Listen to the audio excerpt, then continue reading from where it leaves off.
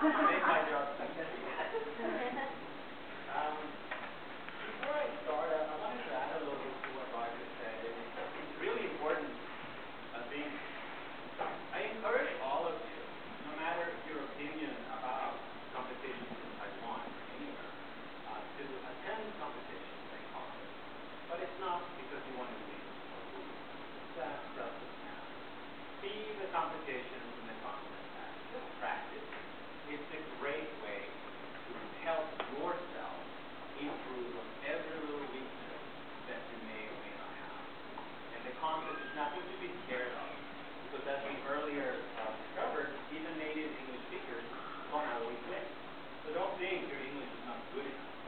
And it shouldn't matter. You should really just attend the contest for you. It's very helpful. Alright? So, this is what we're going to do today.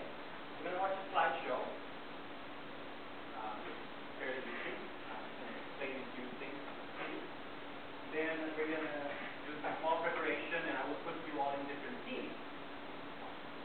And we're not going to have a competition, but you are actually going to create a 1-minute speech based on the tips that you learned from the slideshow. You actually get to practice the English today. And finally, if we still have time, we'll do some reflection and perhaps some Q&A. How does that sound? That's great. Great. Okay, let's do that.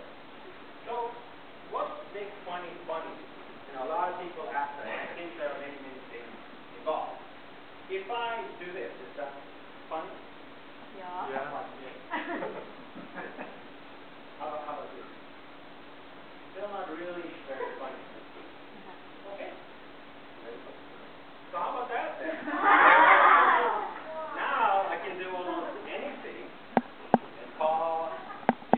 You can't see me. That's why you're not laughing. I have these ginormous shoes, and the whole idea is just that there are little things you can do. Some people call them cheats, and that's fine, but it's really all about the shock effect, about doing something that is so different that nobody has expected that.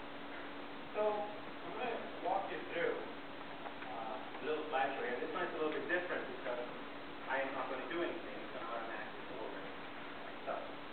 Now, so what makes funny funny? I think there are two major things, and those are the ones I'm going to focus on. There are actually a lot of things involved, but one of them is what I just did. If you take things out of context and you surprise people, give them a little bit of a shock, then